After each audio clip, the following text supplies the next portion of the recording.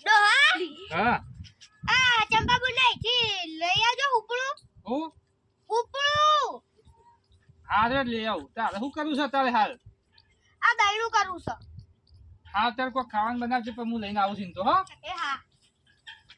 આ ડોશીએ વળી શિકાર લેવા બધું જેમ તે નાવો અને શું નવો નાટક હું જોશું તે બધું નવું નવું લેવા મોકલે છે ચંપા મગાબા આવો છો તમારે કૂતરી બીતરી વિવાણી છે કોઈ કૂતરું છે